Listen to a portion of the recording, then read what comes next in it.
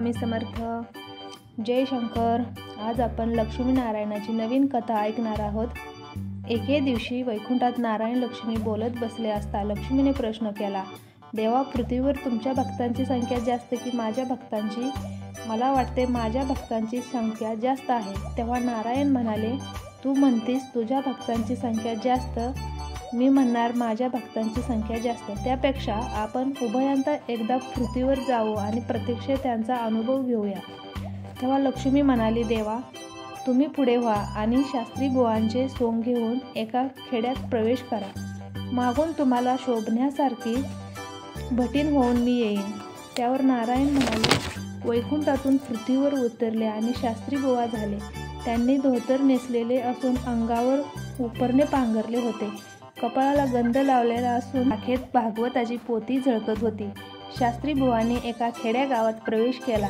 त्यांनी प्रथम एका श्रीमंतांच्या दारात जाऊन घर मालकाला, मी दशरथी ब्राह्मण आहे, मला चातुर्मास पुराण सांगण्याची इच्छा आहे. तेव्हा गावात जागेची सोय कोठे होईल असे विचारले. तेव्हा त्यांना नाना प्रकारच्या शिव्या देऊन पुढे हो असे म्हणून त्या श्रीमंताने शास्त्री बुवास पिटाळून लावले. त्यावर शास्त्री बुवा प्रत्येक घर निरीक्षण करीत चालले. सकाळपासून संध्याकाळपर्यंत 12 तास फिरले. तरी या बसा तुम्ही कोण, कुठले असा गोड शब्दाने चौकशी करणारा एकटाही त्यांना भेटला नाही. त्यावर त्यांनी वैकुंठाला परत जाण्याचा विचार केला.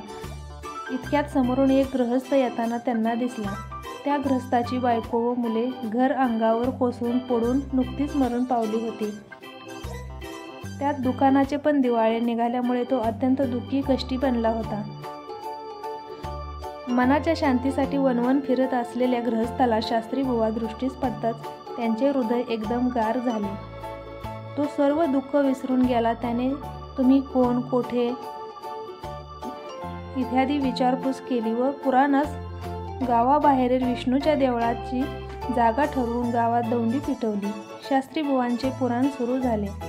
गावातील आबालवृद्ध पुराण ऐकण्यास जाऊ लागले. त्यामुळे देवळातील जागा अपुरी पडू लागली. प्रत्येक जण शास्त्री बुवांच्या पुराणाचे वर्णन करू लागला. त्यामुळे सारा गाव पुराण ऐकवायस जाऊ लागला. श्रोते मंडळी श्रवणात गुंग झाल्यामुळे त्यांना घरादाराचा विसर पडू लागला. ते लक्षात येताच लक्ष्मी शास्त्री बुवांना शोभण्यासाठी भटीण होऊन ती त्या खेड्यात प्रकट झाली आणि गावातील प्रत्येक घर निरीक्षण करीत जाऊ लागली. घरोघरी कुलपे लावलेली पाहून ती चकित झाली. ती पुराणाची वेळ होती. लक्ष्मी सारा गाव फिरली. तहान लागली म्हणून पाणी मागावे तर एकही घर तिला उघडे दिसेना. शेवटी उदास होऊन तिने देवळाचा रस्ता धरला. तोच एका घराच्या ओटीवर एक म्हातारी बसलेली तिला आढळली. तिचे गुडघे दुखत असल्यामुळे नाईलाजास्तव त्या दिवशी ती घरातच राहिली होती. तिच्या जवळ जाऊन लक्ष्मी म्हणाली, अहो आजी, मला थोडे पाणी प्यायला द्या. कोण आहेस तू, असा आजीने प्रश्न केला. माझे नाव लक्ष्मी असून मी नेहमी यात्रा करीत फिरत असते, असे तिने उत्तर दिले.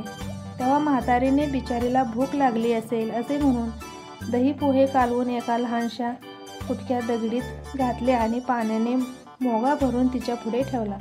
ते खाऊन लक्ष्मी पाणी प्याली आणि दगडी व मोगा विसळून पालथा घालून ते पुढे गेली.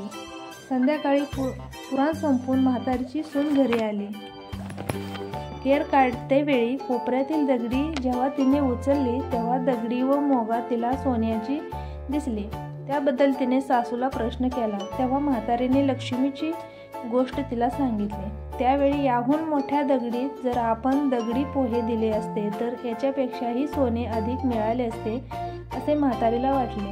कदाचित आजच्याप्रमाणे उद्याही जर ती बाई आलीच तर आपण मोठे दगडी पोहे द्यायचे, अशा विचाराने तिने त्या रात्री साई सकट दूध विरजण लावले.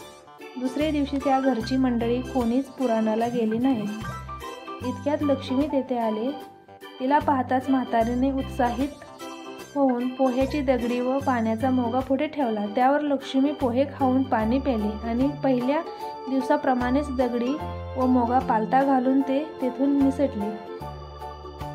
त्या दिवशी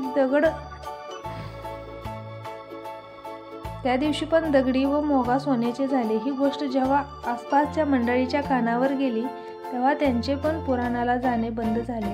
हा म्हणता लक्ष्मीची गोष्ट सर्वत्र पसरली. त्यामुळे झाले काय तर प्रत्येक घरची मंडळी दही पोह्याची दगडी तयार करून लक्ष्मीची वाट पाहत बसली. दिवसेदिवस पुराणाला मंडळी कमी कमी होत असलेले पाहून लक्ष्मीचा खेळ चालला असावा हे नारायणाने तोडले. लक्ष्मी लगेच विष्णूच्या देवळात गेली. त्या समयी नुकतेच पुराण आटोपले होते. पुराणासाठी ज्याने जागा दाखवली होती त्या गृहस्थाशिवाय कोणीच देवळात नव्हते. लक्ष्मी म्हणाली, देवा, शेवटी माझे म्हणणेच खरे झाले. चला आता आपण उभयंता स्वस्थानी जाऊ. असे म्हणून नारायणासह ती वैकुंठाला गेली. तात्पर्य, सुखी होण्याकरता नारायणाला सोडून लक्ष्मीची कृपा संपादन करण्यासाठी सारे जग धडपडते. परंतु लक्ष्मीला नारायण अत्यंत प्रिय असल्यामुळे नारायणाला भजल्याशिवाय ती संतुष्ट होत नाही. श्री स्वामी समर्थ. जय शंकर.